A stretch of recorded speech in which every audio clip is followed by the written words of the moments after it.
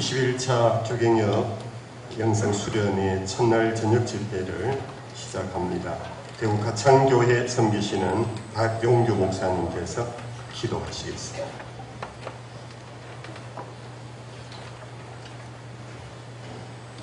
우리를 사랑하시되 끝까지 사랑하시는 하나님 아버지, 은혜와 사랑을 진심으로 감사합니다. 우리 교회를 사랑하시고 지금까지 인도하신 주의 은혜와 영광을 높여드립니다.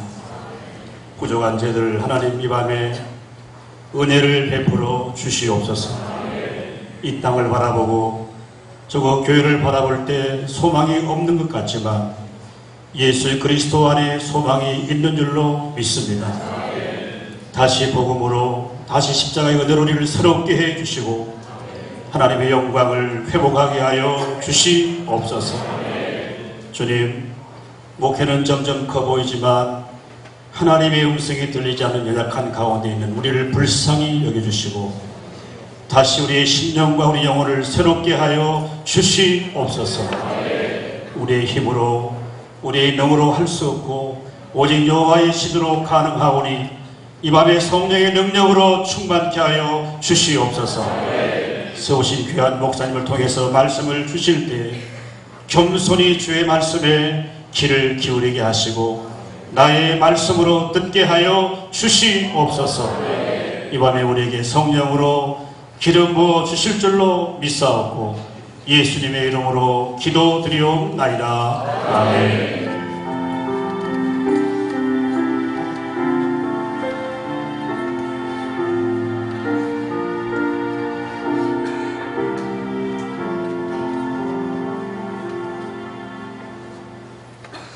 오늘 받을 하나님의 말씀 본문을 봉독해 올립니다. 마태복음 5장 38절 말씀부터 42절까지 봉독해 드립니다. 또 눈은 눈으로 이는 이로 갚으라 하였다는 것을 너희가 들었으나 나는 너희에게 이르노니 악한 자를 대적하지 말라. 누구든지 내 오른편 뺨을 치거든 왼편도 돌려대며 또 너를 고발하여 속옷을 가지고자 하는 자에게 겉옷까지도 가지게 하며 또 누구든지 너로 억지로 오리를 가게 하거든 그 사람과 심리를 동행하고 내게 구하는 자에게 주며 내게 꾸고자 하는 자에게 거절하지 말라. 아멘. 오늘 이 본문을 가지고 우리에게 말씀 전해 주실 분은 여러분들이 더 잘 아시는 귀한 목사님이십니다. 신촌 성결교회 원로 목사님이시고 기독교 성결교단의 총회장을 역임하신 분이십니다. 저도 사실 오늘 이정희 목사님 실물을 오늘 처음 뵀습니다. 텔레비전을 통해서 설교 방송을 여러 번 들으면서 제가 참 많은 은혜를 받았던 기억이 있는데 오늘 보니까 원로 목사님 같지 않습니다. 머리가 새카맣습니다. 그리고 굉장히 인물이 좋으시고 스마트하십니다. 오늘 해필이면 개예배나 첫날 저녁 집회 인도자가 둘 다 머리가 흰 사람입니다. 설교자는 머리가 검으신 우리에게 훨씬 더 살아있는 귀한 말씀을 오늘 아마 듣게 될 것 같습니다. 오늘 본문의 말씀을 가지고 예수님의 방법이라 하는 제목으로 말씀 주시겠습니다. 나오실 때 우리 큰 박수로 맞이하겠습니다.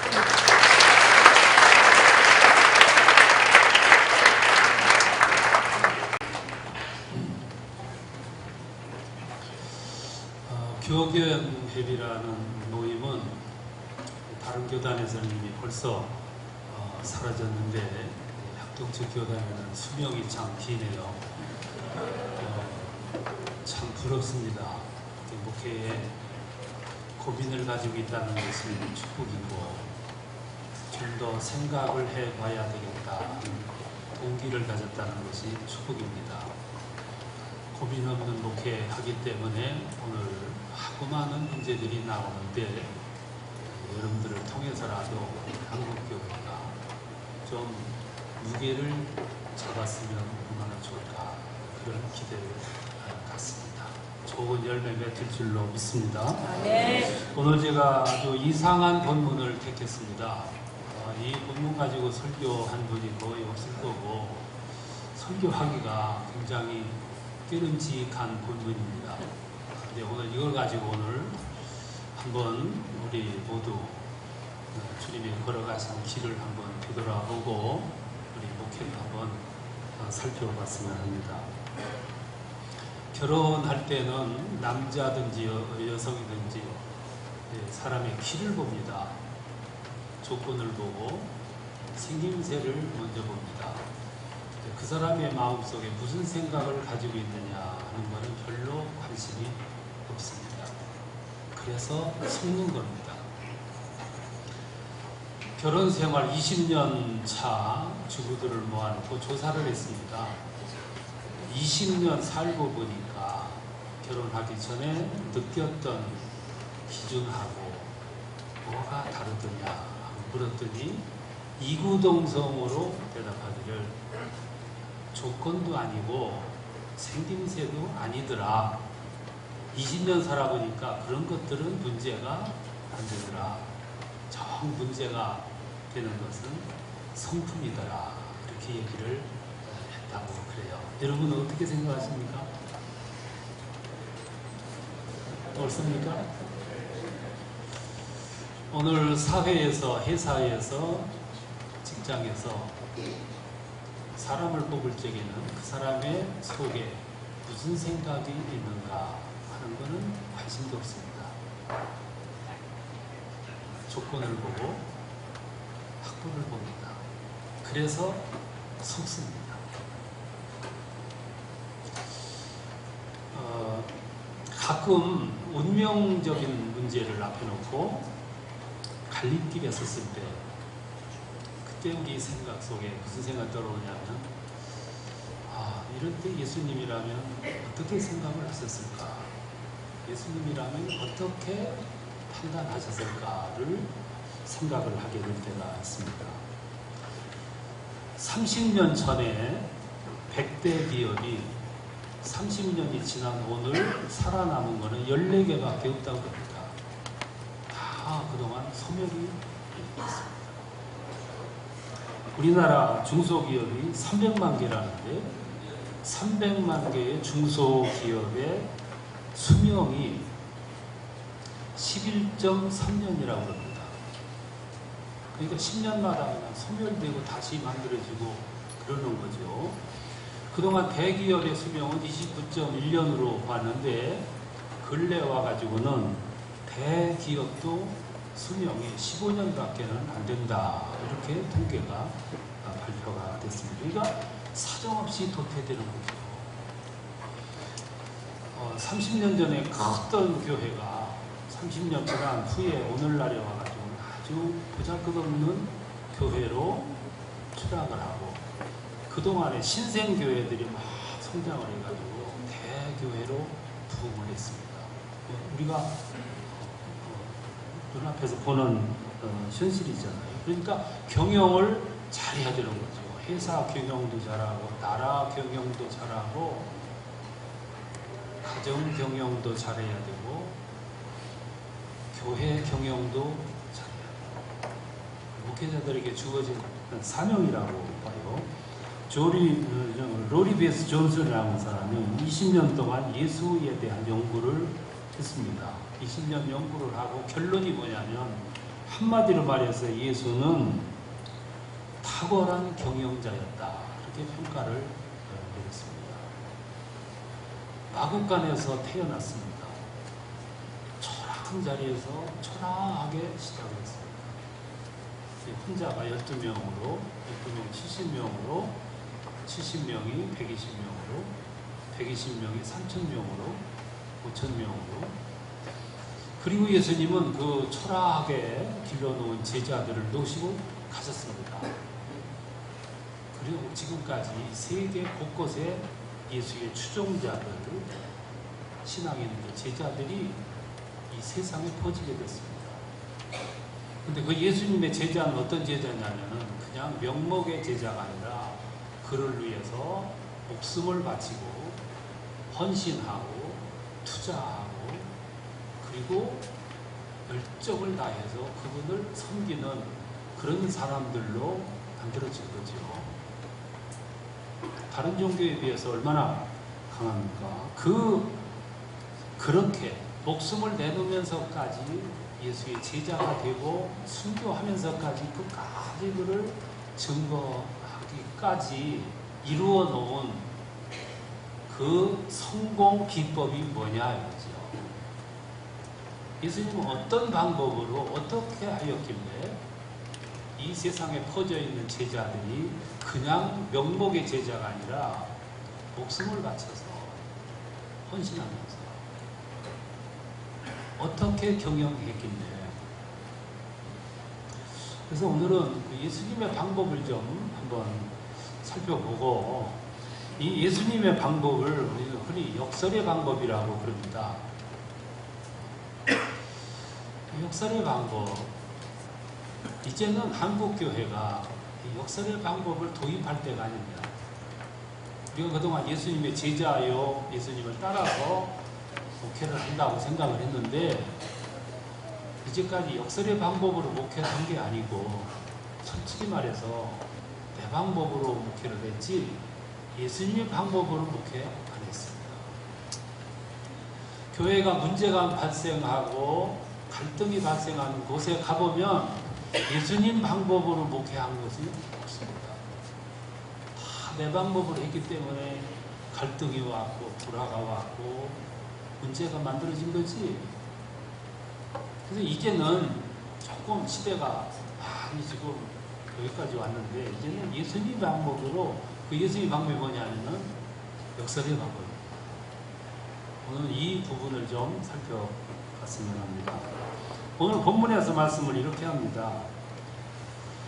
겉옷을 달라 하는 사람은 속옷도 벗어주고 입뺨을 치는 자에게 젖뺨도 돌려, 오리를 가자 하는 사람에게 심리를 동행해주고 우는 사람에게 거절하지 말라. 이 말씀을 역설이라고 그래요. 오늘 이 시대에는 전혀 안 맞는 그런 말씀입니다. 그래서 역설이라고 그래요. 우리가 이렇게 또 봐서 이 말씀대로 하면 과연 될까? 그래서 이 본문을 가지고 설교를 안 한 겁니다. 현실성이 없기 때문에. 그리고 아예 이 말씀 그냥 돌려놨댔어요. 이게 진짜 방법인데, 죽어야 사는데,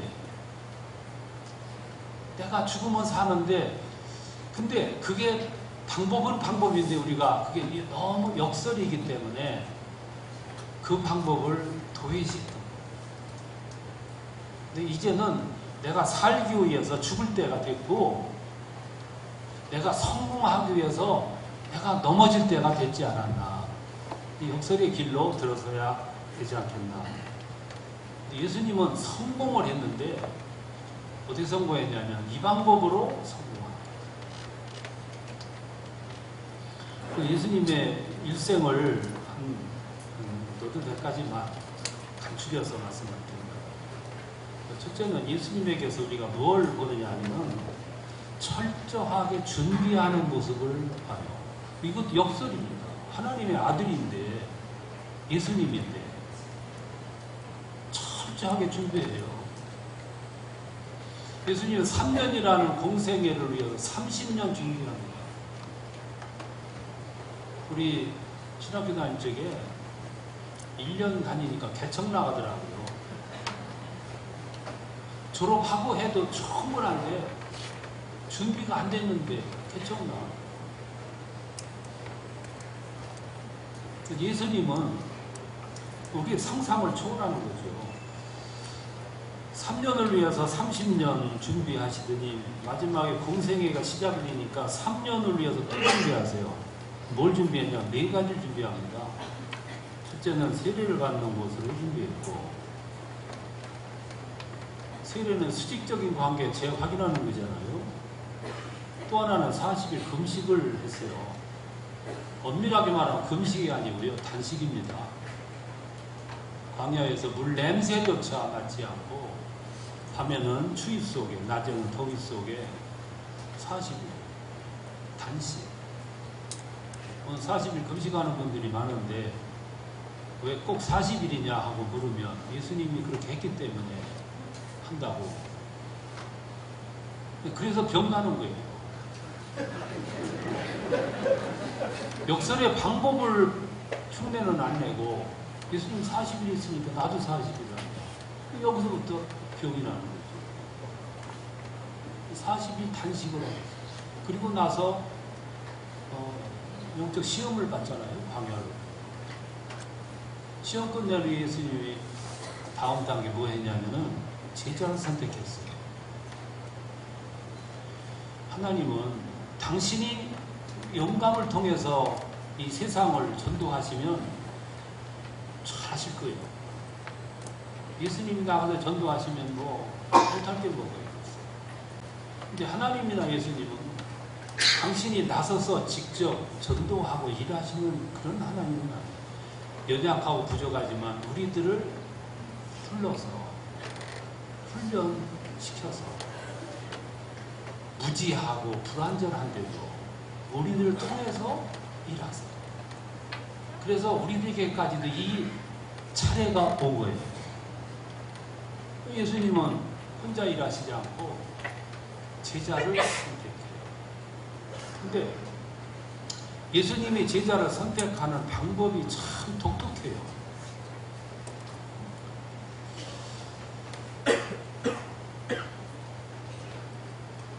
세례받고 금식하고 연단 맞고 제자 선택하고 3년을 위해서 30년 준비하더니 이 3년 공생이 시작하니 또 준비하죠. 하나님의 아들 예수가.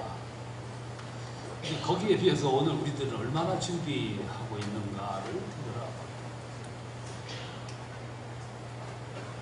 엊그제도 어떤 집사가 얼마 동안 안 보인다 했는데 와서 안수받았대.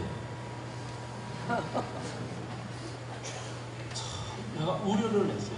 그 사람에게 안수 준 기구가 어딨지? 참 내가 의문이고 거기 가서 며칠 동안 어떻게 하더니 안수받고 왔다고 그게 우려가 되는 거예요.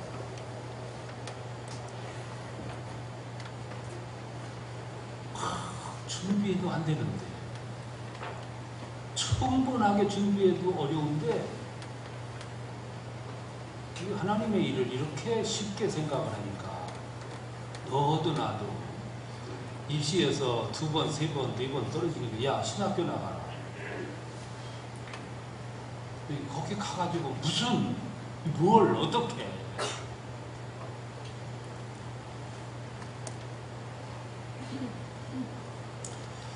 예수님은 하나님의 아들인데도 철두철미하게 준비해가지고 이거 역설이죠. 이건 첫 번째 예수님 방법이고요. 두 번째는 예수님이 제자들을 이렇게 선택하는 과정을 보면 우리하고 생각이 달라요. 우리 이제 부목사님들 청빙할 때도 이렇게 보면 아주 제가 성경을 이렇게 설교하지만 저도 참 웃기는 사람이에요. 부목사 선택할 때 이 방법 안 썼거든. 내 방법 썼지. 조건도 하고 환경도 하고 얼마나 똑똑한가. 그러니까 조금 시간이 가는 다음에는 속는 거예요. 언젠가 속았으면서 지금 또 속고 있는 거예요. 또 얼마 있으면 또 속을 거예요. 이걸 우리들이 극복을 못하는 거예요. 회사에서 사원을 뽑을 때, 배우자를 선택할 때, 목회자를 청빙할 때, 교회에서 목회자 청빙할 때 똑똑한 분을 뽑으려고 해요. 그럼 목사는요, 똑똑하면 안 됩니다. 목사는 똑똑하면 안 돼요. 학위 가진 사람을 좋아. 이 목회자들이 여기저기 가서 학위를 이렇게 얻으려고 쓰는데 그거 교회 신자들이요. 학위 가진 사람, 정식 학위 가진 사람들이 몇 명만 있으면 우리 목사님 웃겨. 이렇게 얘기하는 걸 못 들어요. 그리고 예배드려 설교하러 올라갈 때 그 가운 입고 올라갔거든. 박사하나.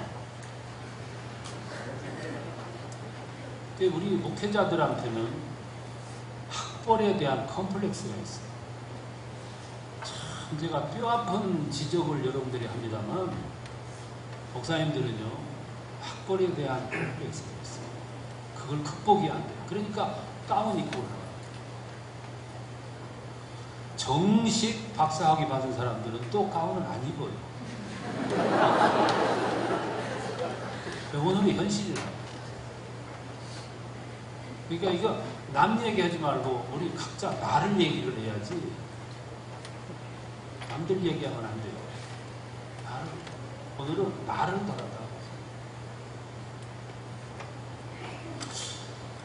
예수님이 제자를 선택할 때 정말 똑똑하고 엘리트고 지성인을 뽑으려고 했더라면 예수님은 예루살렘 대학으로 갔어야 돼요.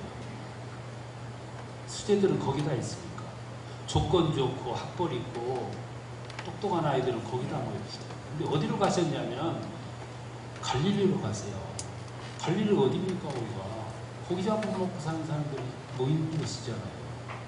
거기에 엘리트가 와 있을 리가 없고 지성인이 와 있을 리가 없고 미래에 대해서 비전을 가진 사람이 거기 왔을 리가 없어요. 가난한 사람들, 실패한 경험 있는 사람, 배고픔이 뭔가를 절절히 느낀 사람들이 모인 것이 거기라고요. 예수님이 거기를 오셨어요. 그러니까 예수님은 제자의 자격을 조건보다 겸손을 우선시했다 그 말이죠. 정말로 인생을 살면서요 실패를 경험해 본 사람, 배고픔이 무언가를 절절히 느껴본 사람들은 경거망동 안 합니다. 정말로 살아가면서 배고픔이 뭔지를 경험했던 사람들 경거망동 안 해요. 겸손하다고요. 그리고 정말로 살아가면서 정말로 뼈아픈 배고픔이 안 사람들은 생각이 넓어요. 남을 헤아릴 줄 알고 남의 입장을 배려할 줄 알아요. 예수님이 예루살렘 대학으로 간 게 아니라 거기를 가셨어요. 그거는 예수님 시대도 그러고 지금도 그래요. 제가 여러분들 처음 이렇게 뵙지만 여러분들 속에 재벌의 자녀가 없어요. 하나같이 가난뱅이라고. 제가 신학교에 더 가니까요. 세상에 어쩌면 저런 사람들만 모아날까 이렇게 생각했어요. 하나같이 가난해요. 가난하니까 거기 오죠. 배부른 사람들이 왜 거기 오겠어요. 그리고 제가 지금까지 보면서 정말로 멋있게 생기고 잘생긴 사람이 신학교 온 걸 보질 못했어요.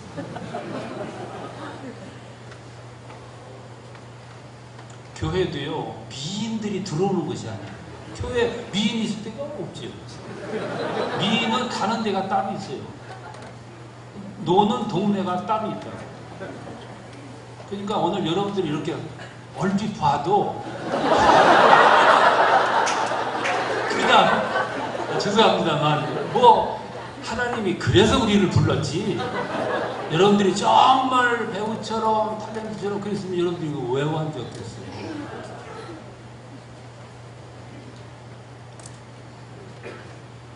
그러니까 예수님이 갈릴리 바다 가실 때나 지금이나 똑같다고요. 그게 2000년이 지났는데도 그 기준이 안 변해요. 그러니까 하나님의 일은 누가 하냐면 엘리트가 하는 게 아니고 지성인이 하는 게 아니고요. 겸손한 사람이 하는 거예요. 지성인 엘리트는요. 땀 흘려 헌신하려고 안 해요. 희생하려고 안 하고 유사시에 십자가를 지겠다는 마음이 없어요. 우직해야 십자가도 지는 거지. 베드로 같은 사람이 십자가 지는 거지. 가룟 유다 같이 계산이 빠른 사람은요. 희생이 필요할 때는 회피해요.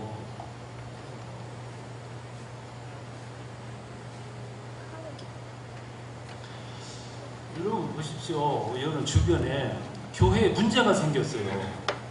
문제가 생겼을 때 정말로 하나님 중심으로, 우리 주님 중심으로, 믿음 중심으로 정말로 교회를 사랑하고 양을 사랑하는 분들은 교회 힘할 것 같으면 다 털고 일어나요. 떠나. 왜? 교회 때문에. 교회 살리려고. 근데 그렇지 않은 사람은 교회 부서지거나 갈라지거나 끝까지 붙들고 파괴해요. 여러분 주위에 있어요, 다. 보셔야 됩니다. 우리가 지금 목회를 하고 있는데 목회하는 길이 뭔지를 보셔야 돼요. 내가 정말 예수를 위해서 목회하냐? 나를 위해서 목회하냐?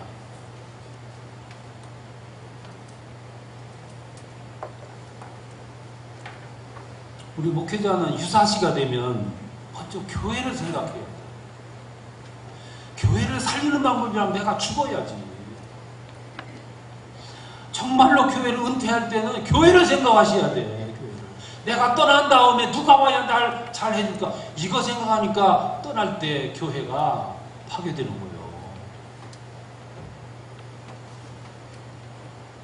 놔야 되는데 평상시에 놀라고 자기는 강조를 많이 하고 자기는 못 놔. 그러니까 교회가 문제가 생기는 거고, 은퇴할 때 새로운 분들 다 문제가 생기잖아요. 그래서 목회자는 똑똑하면 안 되는 거예요. 좀 무덤해야지. 손해도 좀 봐야지. 또 때로 져야지. 항상 손해도 안 보고 이기고 챙기고, 그거는 주님을 위한 목회는 아닙니다. 그게 예수의 방법이에요. 그래서 예수님이 제자를 선택하는데 똑똑한 사람, 엘리트 지성인 그런 사람들을 선호하지 않았어요. 그런 사람들은 유사시 십자가를 지어야 될 때는 다 회피해요. 평상시에 별얘기를 다 해도 십자가가 탁 눈앞에 오면 회피합니다.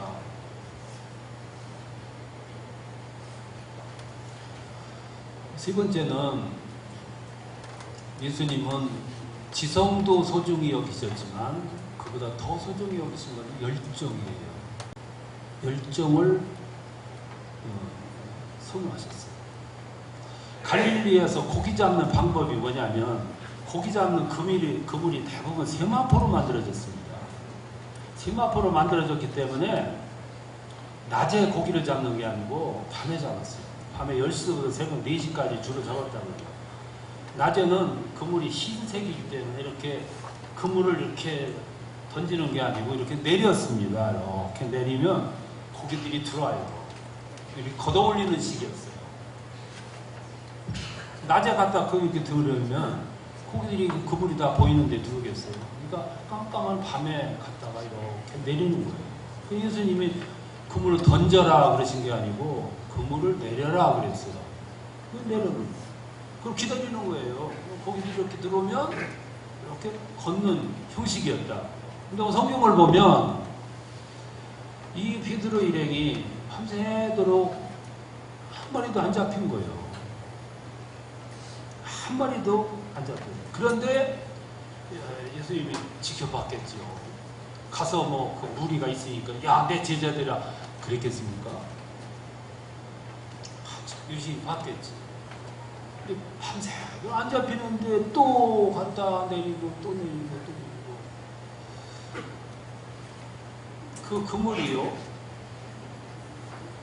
걷어낸 다음에 빨리 말려야지. 그냥 놔두면 썩어요. 그러니까 이 베드로 일행이 그물을 이렇게 걷어가지고 오늘은 이제 날이 밝겠으니까 안 되겠다. 그래서 그물을 정리하고 말리는 거예요. 그때 예수님이 거기 오시잖아요. 오셔가지고 저 깊은 데로 가서 한 번 더 내려보라. 베드로가 또 가요. 근데 기적의 분기점은요, 종이 한 장 차이예요. 우리들이 기적을 왜 못 이루냐면은 기적이 될 만큼 갔다가 포기하기 때문에. 우리들이 베드로 심정이었다면은 지금 날이 밝았어요. 고기들은 그 갈릴리 바다가 맑잖아요. 그 속이 다 보입니다. 가서 이렇게 그물을 이렇게 내리면 그물이 흰데 고기들이 들어오겠냐고. 낮에는 안 되는 거예요. 근데 예수님이 와가지고 던져보라. 가서 다시 한번 되겠다.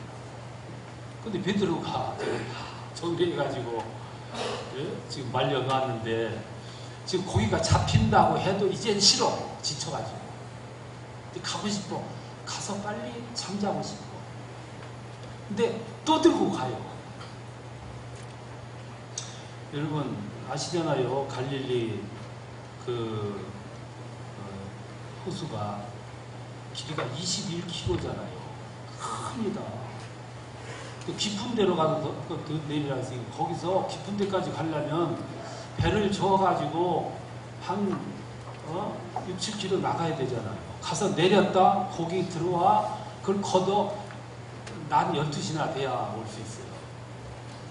또 들고 가는 거예요. 베드로 우리가 너무 쉽게 설교할 때 뭐 정신도 없는 사람, 생각도 없는 사람, 뭐 다혈질 우습게 여기는데 위대한 사람이에요. 그 부분만 봐도 위대해.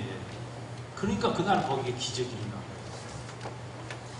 그러니까 예수님이 제자를 이렇게 불러드릴 때 겸손한 사람도 선호하셨지만 정말로 중요한 게 열정을 보신 거예요.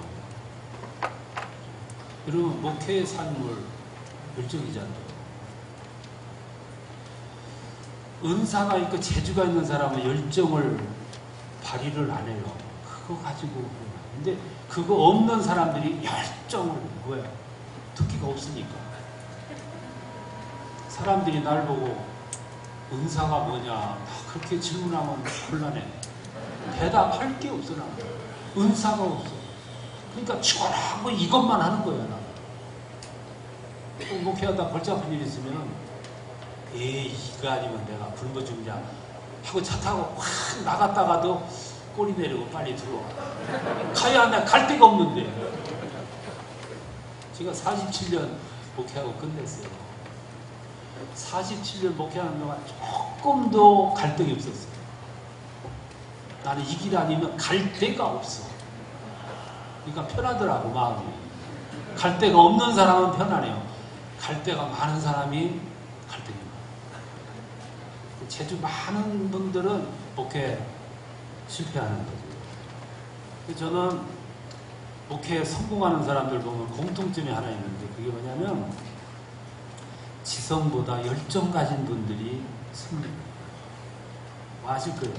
그게 성공 요법이에요. 지성 가진 사람들은 열정이 없어요. 몸살이요. 열정. 제가 성경에서 열정 있는 모습들을 이렇게 발견해요. 마리아. 옥합을 갖다 이렇게 부어서 조금씩 흘러내리게 하기에는 마음이 식성이 안 차. 깨 부숴가지고 얼마나 시원하나. 뭐 거기에 조그마한 주저하면서 100% 혼쾌한 마음으로 쏟아붓는. 사람들은 뭐라고 그랬지만 예수님은 기뻐하셨어요. 만족하셨어요. 거기에 뭐 장사를 지내 그거는 차치하고서라도 마리아의 모습에서 예수님은 기쁘셨어요. 그의 헌신. 엘리사가 소 2마리 결의해가지고 밥 깔고 있어요. 그때 엘리야가 찾아옵니다. 나를 쫓으라 그래요. 그러니까 엘리사가 뭐라고 했냐면 조금만 더 기다려달라고. 그러더니 소를 끌고 쟁기를 치고 집으로 와요. 와서 소를 잡습니다. 그리고 쟁기를 불태워요. 땔감으로 만들어요. 음식을 만들어서 동네 사람들한테 잔치를 하고 따라가서. 무슨 의미냐면 내가 이 길을 걸어갈 때 아무리 힘들어도 내가 고향에 돌아오지 않는다. 이미 쟁기도 소도 없어졌어. 로마 사회에 신물이 나서 새 세계로 동경하던 사람들이 배를 타고 칼타고로 건너와요. 칼타고 섬에 도착하자마자 자기들이 타고 온 배에 불을 질러요. 여기서 살 때 아무리 외롭고 고독할지라도 저 찌들은 사회 로마는 돌아가지 않겠다 의지해. 얼마나 열정이 있어요. 이런 사람들이 역사를 만드는 거잖아요. 사도 바울이 사도행전에 보면 루스드라에 가서 전도를 합니다. 루스드라에 있는 유대인들이 와가지고 방해를 해요. 사도 바울이 성격상 까딱하지 않고 전도를 해요. 그러니까 상대방이 볼 때 약올라. 조금 위축받아야 되는. 그러니까 이웃마을, 이고니온에 있는 이웃마을에 있는 유대인까지 불러들여요. 그래서 합해가지고 방해를. 그래도 까딱하지 않고 복음을 전하니까 너무 화가 나니까 돌을 들어서 쳤어요. 죽었습니다. 시내에서는 사람 죽으면 안 되잖아요. 그러니까 그 시체를 끌어다 동구 밖에 나갔다 버려놓고 돌무더기를 쌓았어요. 한참 후에 돌무더기 속에서 사도 바울 정신이 깨가지고 돌을 붙이고 일어나고 터지고 찢어지고 부러지고 그랬겠죠. 그리고 읍내로 들어갑니다. 그리고 다음 날 더베로 떠나니라. 이렇게 성경은 났습니다. 거기서 더베까지 20리죠. 20km예요. 오늘은 아무리 가난해도 다 자동차가 있어요. 20km 비탈길을 걸어서 갔겠죠. 터지고 찢어지고 피나고 짓물나고 힘들었겠죠. 하루 더 쉰다고 해도 누가 뭐라는데?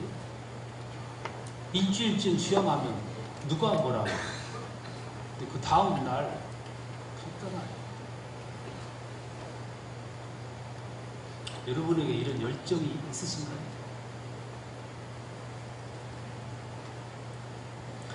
목회는 제가 목회를 해보니까 목회는 제주도 소중하고 설교 잘하는 것도 소중하고 학벌도 중요하고 다 좋은데 그 모든 것보다 더 좋은 건 열정. 성도들은 열정 있는 목사님의 모습에서 은혜를 입고 그 목회자를 신뢰하고 그를 존경하게 돼 있어요. 그리고 거기에 기적이 일어나요. 사업한 사람들도 열정적으로 하는 사람이 성공하더라고요. 정주영이라고 하는 회장님 참 존경스러워요. 50년 전에 그분이 한 말이 뭐냐면 내 손으로 만든 자동차로 이 자동차가 5대양 6대지를 누비고 다니는 걸 보는 것이 내 꿈이라고 그랬어요. 50년 전에. 아무 건덕도 없을 때. 근데 50년 만에 5대양 6대지를 현대차가 누비고 다녀요. 그냥 앉았는데 그렇게 됐겠어요? 김우중이라는 분이 아시아 여러 나라 돌아다니면서 고층 빌딩을 짓겠다고 수주하러 돌아다녔어요. 그때 미국의 건설회사, 일본의 건설회사 비웃었어요. 한국의 그 기술 가지고 무슨 고층 빌딩을 짓느냐. 그러니까 김우중이 했다는 말이에요. 당신들은 못해도 우리는 할 수 있다. 왜냐? 당신들은 그렇게 못하냐. 우리는 24시간 일하기 때문에 할 수 있다. 그 해냈잖아요.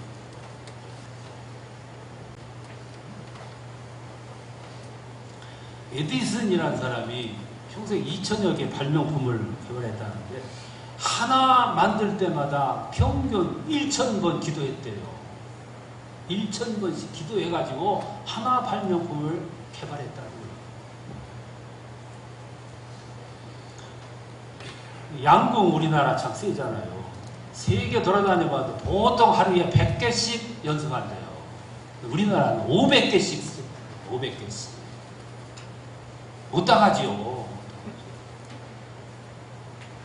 이봉주, 그 충청남도 사람이에요. 충청도 사람 느리다고 그러는데 이 사람이 제일 빨라. 이 사람은 매일같이 40km씩 뛰었어. 매일 지구를 5바퀴 돌았대. 박태환이라는 수영선수는 14살 때, 중3 때 매일 1500m를 수영 연습을, 그게 50m짜리 트랙을 150분 막내하는 거예요. 우리는 목회를 하면서 열정 불태우지도 않고 안 된다고. 제가 보니까 목회 잘하는 분들 보면 대부분 특별한 게 없는데 잘하세요. 그게 열정이에요. 그러니까 하나님이 열정을 불태우는 그곳에 고기가 잡히게 하십니다. 이게 하나님의 방법이에요. 공짜가 여러분 어디 있어요? 오늘 열정 사라진 시대입니다. 어느 목사님이, 지방에 있는 목사님이 저한테 하소연하면서 전화를 했어요. 왜 그러시냐고 그러니까, 목사님 이럴 수가 있습니까? 제가 출장 나와 있는데 권사님이 돌아가셨다고 연락이 왔어요. 그래서 교회에 있는 부목사한테 전화를 했습니다. 권사님 돌아가셨으니까 빨리 가서 준비하라고. 그랬더니 부목사가 뭐라고 그러냐면, 목사님 오늘 휴일인데요. 여러분 이게 무슨 말인지 모르세요? 월요일 목회자들이 쉬잖아요. 거기 초등학생 가보라니까, 아이고 목사님 오늘 휴일인데요. 그렇다고 저한테 전화를 해가지고 한탄을 하는 거예요. 이럴 수가 있습니까?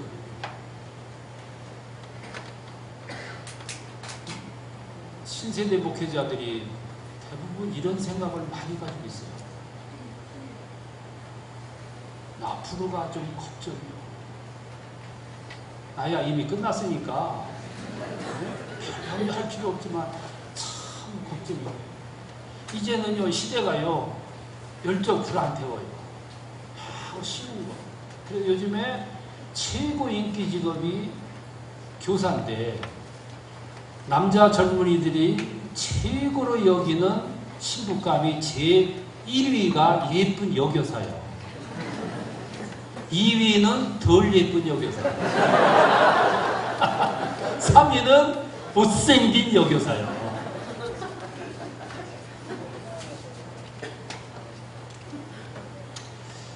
영국의 가디언지가 근래 사는 젊은이들이 용기도 없고 모험심도 없고 열정도 없으니까 10가지를 제시했어요. 젊은이들 이거 해보라고. 그래서 열정을 회복시키라고. 그리고 소개한 게 뭐냐면, 10가지 중에 좀 필요해다는 게 뭐냐면, 저 북경에 가가지고 대륙열차를 타봐라. 북경에서 출발해가지고 상트페테르부르크까지 가는데 15일 걸려요. 밤낮 달려가지고. 그거 한번 타봐라 그랬어요. 그거 한번 타보면 세상에 어쩌고 이런 말 못할 거다. 우리나라는 서울에서 KTX를 타고 부산에 가면 3시간도 안 걸려요. 그러니까 어쩌고 그런다고요. 또 하나는 저 페루에 가면 마추픽추라고 하는 유적지가 있는데, 5,000년 전에 유적지가 있는데, 거기 가면 5,000년 전에 살았던 사람들과 호흡을 할 수 있는 곳이기 때문에 거기 한번 가봐라. 그리고 역사를 좀 알아라. 역사 깊은 세계를 좀 이해해보라 그랬어요. 그리고 또 하나는 저 남아공에 있는 블로그 다리, 거기 한번 올라가가지고, 그게 150m인데 거기서 번지점프 한번 해보라 그랬어요. 거기 번지점프 하나 하면 세상에 무서운 게 없을 거다. 근데 요즘에는요, 그보다 더 큰 게 생겼어요. 저 마카오에 가면 마카오 타워가 있는데 높이가 300m예요. 250m 지점에 번지점프가 있어요. 그래서 제가 가이드한테 저기서 누가 떨어뜨리냐니까 7대3이래요. 남녀 성비가 7대 3이래. 7은 누구고 3은 누구겠어요? 대답해 보시오. 7은 누구고 3은 누구겠냐고요. 그분 대답이 그래요. 70%가 여성이고 30%가 남성이에요.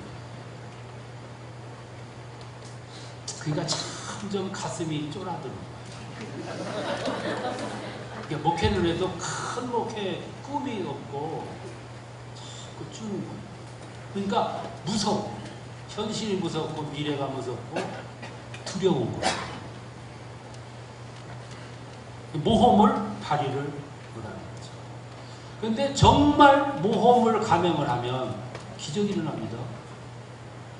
베드로가 가가 다시 한번 들이웠는데 기적이 일어났듯이 지금도 일어나요. 우리 교회 젊은이 하나가 참 착실해요. 신앙도 참 착실합니다. 그런데 요즘같이 어려울 때 대학 졸업해가지고 큰 대기업에 취직을 했습니다. 근데 어느 날 사표를 던지는 거예요. 왜 던졌냐 하니까 너무 일이 많아가지고 주일도 못 지킵니다.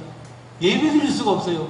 그 예배 드리기 위해서 예배 드릴 수 있는 직장 찾기 위해서 사표를 냈습니다. 이래. 상상이나 됩니까? 그런데 어느 직장을 찾아갔어. 그보다 조금 좀 낮춰가지고 갔어요. 가가지고 면접을 하는데 아니 그 인류대 그 대기업에 다니던 사람이 사표를 왜 나고 요구하냐고 그러니까 이 친구가 뭐라고 대답하면 나는 크리스찬인데 주일날 예배 드려야 되는데 거기 너무 바빠가지고 예배 드릴 수가 없어서 사표 내고 예배 드리는 곳으로 왔다고. 요즘 그렇게 말하면 될 것도 안 돼요. 아니 이 녀석이 요령이 없지 말이야. 그런데 합격했어요. 합격. 왜 합격했냐? 그 면접관이 장로였어. 하나님이 이렇게 역사하신다니까. 그러면 이 일이 내 일이냐 하나님의 일이냐를 따져야 돼요. 내 일을 그렇게 하면 실패하지만 하나님을 위한 일이라면 하나님이 왜 가만히 계시겠냐 이 말이야. 하나님은 살아계신 하나님인데 왜 아멘이 적어요? 하나님은 살아계신 하나님인데 글쎄 어떤 녀석이 와서 기도해달라고 왜 그러냐 그러니까 우선 취직이 안 돼요. 이력서 120통을 보냈는데 취직이 안 돼요. 그 소리 듣고 이 젊은이가 얼마나 거리를 헤매고 있었을까. 얼마나 고민이 컸을까. 그래서 아주 정말 간절하게 기도했어요. 취직시켜. 그래도 일주일 만에 또 왔어. 그 왜 또 왔냐 그러니까 목사님 아무래도 안 되겠어요. 학원에 다녀야 되겠어요. 무슨 학원 다녔는데 이력서를 낼 때 자기소개서를 잘 쓰게 해주는 학원이 있대. 거길 다녀야 되겠대. 그래서 내가 그때 정색을 하면서 이렇게 물었어요. 야, 지금 내가 내 인생 가운데 가장 어두울 때야. 힘들 때, 고독할 때야. 앞이 캄캄하지? 미래가 암담하지?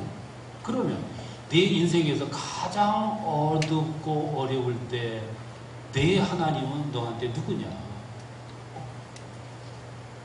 이렇게 힘들 때 너에게 하나님은 누구시냐?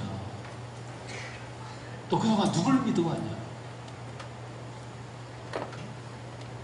나 같으면 내가 너라면 120통 이력서 써들고 돌아다니는 정열 가지고 차라리 산에 가겠다. 가가지고 일주일 금식하겠다. 그러고 몸부림쳐보겠다. 일주일 금식했는데 아무런 의미가 없다. 난 열흘로 연장하겠다. 열흘 했는데도 아무것도 없다. 20일로 연장하겠다. 근데 20일도 아무 연장 없다. 그러면 나는 죽이세요. 차라리 날 죽이세요. 그러고 난 다리 뻗고 거기 있겠다. 그게 옳은 방법 아니냐. 여러분은 목회하다가 안 될 때 하나님한테 찾다가 그렇게 해보셨어요? 해보셨는데도 안 됩니까? 이거는 남의 얘기가 아니고 나의 얘기입니다. 그러니까 우리 그물이 여전히 빈 그물이고, 그물을 금실로 짜면 뭐랍니까? 고기가 안 잡히는데.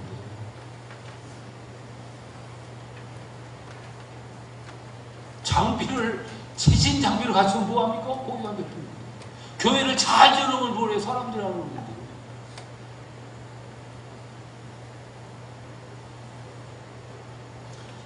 예수님은 공생의 3년 후에 대성공을 거두세요.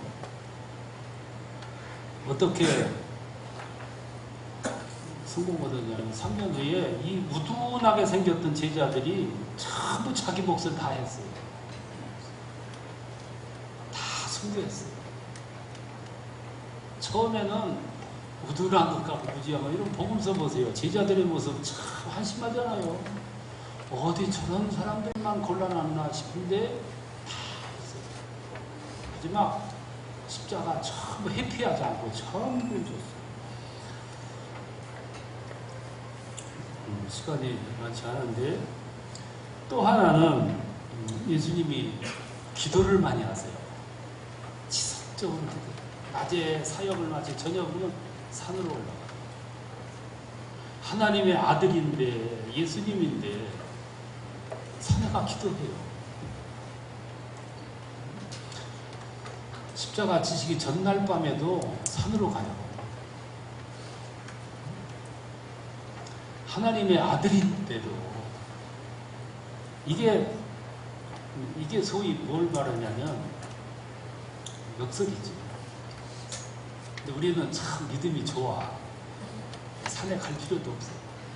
안 가는 거예요. 새벽에도 잘 안 가요.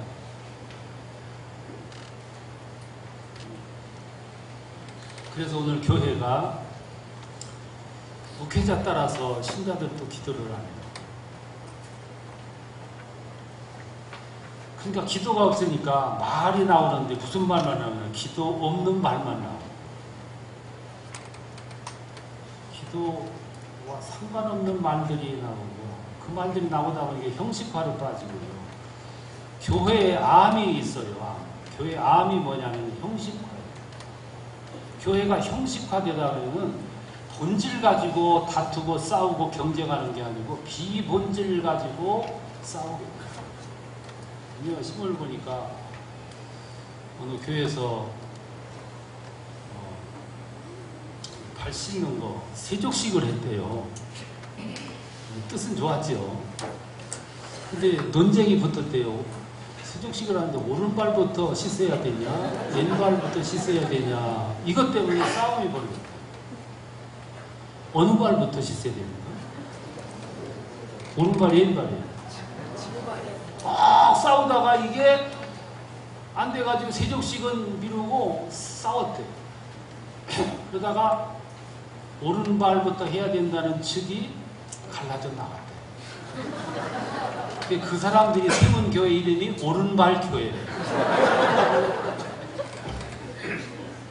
오늘 한국 교회가 싸우고 갈등하는데 다 이런 식이에요. 본질은 없어. 비본질 가지고 싸워. 정말 우리의 가슴을 이렇게 열고 생각해봐. 내가 지금 주님의 목회를 하고 있나? 내 목회를 하고 있나?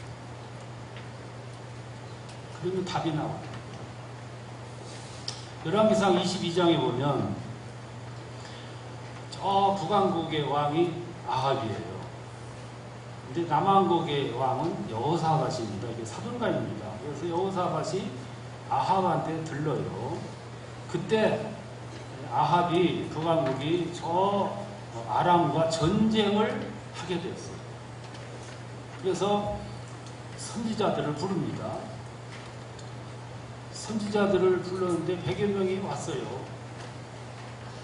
와서 선지자들이 묻습니다. 야, 전쟁을 해야 되는데 가야 되냐 말아야 되냐, 이길 거냐 질 거냐. 이거하고 100여 명이 이구동성으로 가시라고, 이긴다고. 하나님이 그런 계시를 주셨다고. 이렇게 얘기를 하는 거예요. 그러니까 여호사밧이 이렇게 들어보니까 여호사밧은 기도하는 분이잖아요. 이렇게 들어보니까 이게 아닌 거예요. 그래서 아합에게 그러면 이 사람들 말고 또 없습니까? 그러니까 아합이 뭐라고 하냐면 한 놈이 있긴 있는데 그 놈은 항상 나한테 기분 나쁜 소리만 합니다. 부르지도 않았습니다. 그러니까 여호사밧이 뭐라고 하냐면 그런 말 하지 마소서 그를 부르세요. 그래서 불러온 게 누구냐면 미가야예요. 미가야 선지자. 미가야에게 말하니까 뭐라고 하냐면 그러잖아도 내가 계시를 받았습니다. 계시를 받았는데 보니까 하나님께서 천사들에게 저기 저 아합을 누가 꿰어가지고 전쟁터로 내보내서 죽게 할고 그러시니까 천사 하나가 있다가 그거 저한테 맡기십시오. 제가 거짓 선지자들 입에다가 다 거짓 예언을 넣어가지고 그를 전쟁터로 유인해가지고 죽게 하겠습니다. 내가 이런 계시를 받았노라고. 그러니까 그 거짓 선지자들의 우두머리였던 히스기야가 와가지고 미가의 뺨을 때려요. 그리고 언제 너한테가 그런 말씀하시더냐. 그러니까 미가야가 대답하기를 참 아픈 얘기죠. 미가야가 히스기야에게 뭐라고 했냐면 네가 골방에 들어가는 날 보리라. 정말로 하나님의 세밀한 음성을 들으려면 골방에 가야 되는데 우리는 너무 시끄러운 곳에 살아가요. 그 소리는 못 들고 시끄러운 소리만 듣고 살아요. 그러니까 우리들에게 계시가 전달이 안 돼요. 깊은 영성이 있는 계시가 없어요. 오늘 우리들의 모습이에요. 그리고 큰 교회를 만들려고 욕망은 불태우는데 안 되니까 수단 쓰는 거예요. 음식 솜씨 없는 사람이 미원 팍팍 치듯이 그렇게 이 깊은 뜻을 모르는 사람들이 수단 방법을 막 쓰다 보니까 부작용 나가요. 이 교회가 지니까 자기 실력도 안 되는데 그냥 짓다가 얼마나 사건이 많은데 교회 짓는 게 먼저냐 교회 채우는 게 먼저냐 답 아시잖아요. 근데 내목해 하다 보니까 답이 거꾸로 바뀌는 거예요.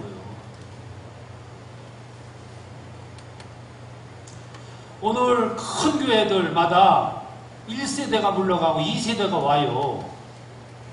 1세대 목회하던 분들은 학벌이 없어요. 학위도 없고 컴퓨터 다룰 줄도 몰라. 목회 잘하는 어느 목사님이 이 핸드폰 가지고 좀 봐달라고 그거 보니까 문자가 너무 많이 쌓여가지고 핸드폰이 기능이 정지가 된 거예요. 근데 이걸 왜 정지가 됐는지 모르는 거예요. 그래 보니까 핸드폰 한 번 그 문자가 안 지워지고 이렇게 쌓여서 이거 쓸데없는 거 그때그때 지우라. 어떻게 지우느냐. 문자를 어떻게 지우느냐. 저는 그 지우는 방법도 알고 쓰는 방법도 알면 더 좋지만 그거 몰라도 목회만 잘하면 됐다. 당신은 목회 잘하니까 됐어. 왜 잘하냐? 일주일에 반은 기도실에 들어가요. 설교 그렇게 잘하지 못해요. 그런데 미가야가 본 계시를 거기서 본 거예요. 그걸 전한. 오늘 히스기야 목회자들 많아요. 젊은 목회자들 1세대 목회자가 물러가고 2세대 목회자들이 학위 가졌지 설교 잘하지 전자, 정보, 인터넷 뭐 통달했지 설교할 때도 우리처럼 원고 갖다 하는 게 아니고 다 갖다 운명의 이기를 놓고 해. 이거 감추고 오면 좋겠다고만 이렇게 보여가지고 근데 왠지 사람들이 정보는 전임 목사님보다 훨씬 풍부한데도 불구하고 은혜를 못 받는 거예요. 그러니까 그 큰 예배당을 못 채우는 거예요. 이거는 우리 교단 문제만은 아니고 합동측도 마찬가지입니다. 오늘 이번 모임은 좀 우리 자신을 좀 이렇게 깊이 좀 돌아다보는 계기가 됐습니다. 마지막으로 하나는 예수님은 자기 자신을 굉장히 어리석게 보이셨어요. 이게 역설이에요. 이게 하이라이트일 거예요. 예수님은 능력이 출중함에도 그 능력을 행사 안 하셨어요. 십자가에 매달렸을 때 거기서 펄쩍 뛰어내렸더라면 세상 진동이 일어났을 거예요. 십자가에 이렇게 달렸을 때 펄쩍 뛰어내렸더라면 참 멋있었을 거예요. 근데 그런 생각조차 없었어요. 예수님이 신적 권위 무리를 걸어 귀신 내쫓아 죽은 사람을 일으켜 영적인 세계를 통달해 뭐가 부족해요? 사용을 안 하세요. 오늘 어떤 목사님이 40일 금식기도 들어갈 때 그 제목이 신의 은사 달라고. 하나님이 줬을까요? 안 줬을까요?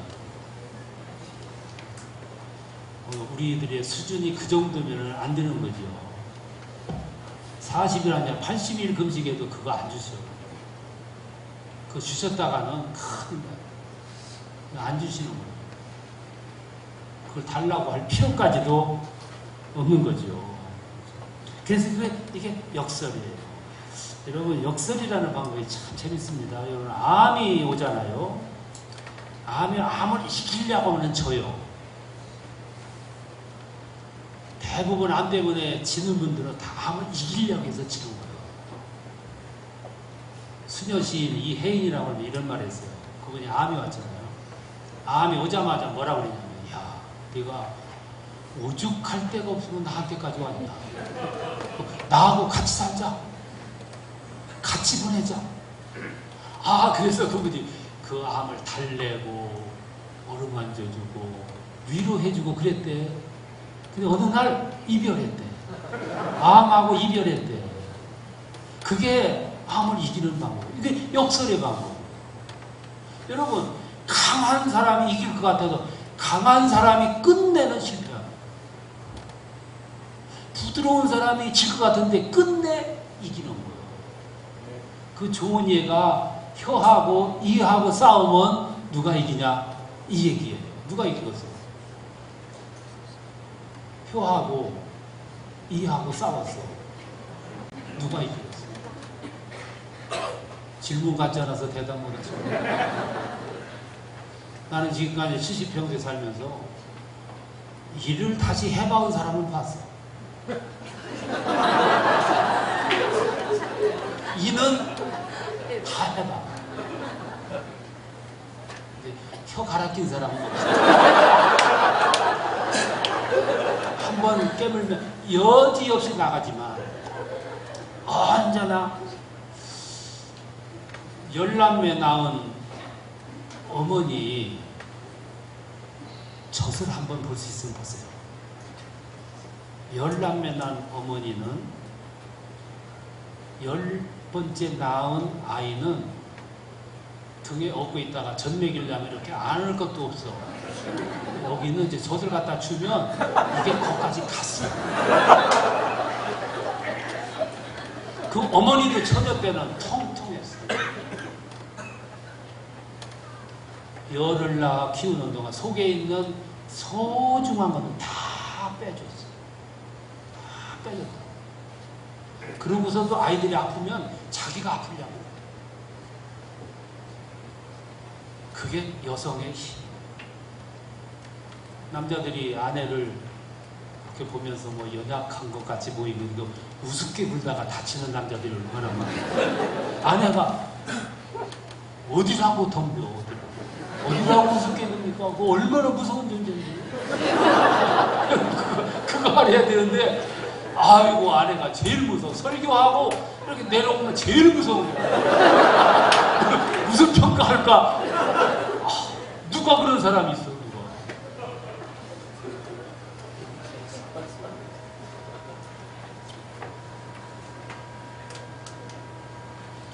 예수님은 33년 살고 사역을 딱 3년 하셨어요. 성공 거뒀어요. 성공 거둔 방법이 뭐냐? 이 방법이에요. 역설의 방법. 죽어야 사는 거예요. 죽어야 삽니다. 아직도 그러세요? 어떤 경찰관이 정년이 3년 남았어요. 3개월. 그래서 3개월 은퇴하기 전에 그 검진을 한번 하고 가자. 검진하니까 아니래요. 3개월밖에 못 산대. 우리나라 사람들은요, 3개월밖에 못 산다 그러면 지레 죽어요. 2달밖에 못 살아. 3개월을 넘겨야 되는데 그 전에 죽으면 퇴직금 다 못 받아. 병사 처리가 돼. 걱정이 됐어. 고민하다가 기왕에 죽을 거 그냥 뽐때 있게 죽자. 그래서 한직에 있다가 강력반으로 자원에 들어갔어요. 매일같이 강도, 흉악한 강도처럼 칼을 가지고 덤비는 것들. 어느 날인가 마약 사범들 쫓는데 두목하고 막 쫓다가 막다른 골목에서 쪼우했어. 마약 두목이 권총을 빼더라. 그러니까 이 경찰관이 야 때는 놨더라.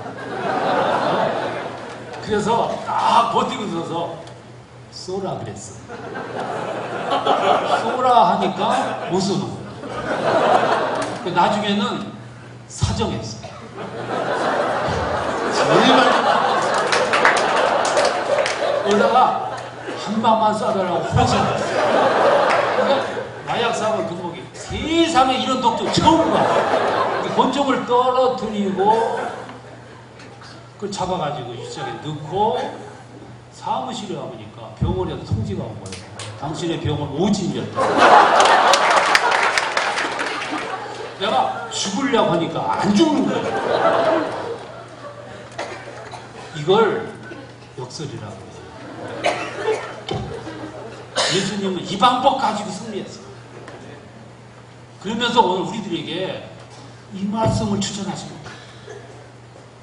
여러분, 제가 목회 끝내고 나 보니까 절대 여러분 교회에서 이기려고 하지 마세요. 이기려고 하면 져야 돼. 그래야 이겨. 더 얘기를 하지 않아도 아시리라고 믿습니다. 성경에서 역설의 말씀을 예수님은 역설로 승리하셨어요. 대성하시기를 축원합니다. 하나님 아버지 감사합니다. 전국에서 목회하시는 주의 종들 그동안 목회하면서 고민을 많이 하시다가 이곳에 오셨습니다. 현실에 부딪혀서 많은 고민을 하셨습니다. 무능을 체험했습니다. 주님의 도움이 절실함을 느꼈습니다. 그래서 여기까지 왔습니다. 주님 갈 때 주님께서 든든한 백이 돼서 돌아가게 하시고 주님이 후원자가 돼서 돌아가게 하시고 이제는 내 방법이 아니라 주님 방법으로 목회해서 목회 현장 환경이 바뀌고 변화되고 엄청난 하나님의 영광이 그곳에 주여 나타나게 하여 주옵소서. 시간 행복한 시간 되도록 축복하시기를 예수님의 이름으로 기도합니다. 아멘.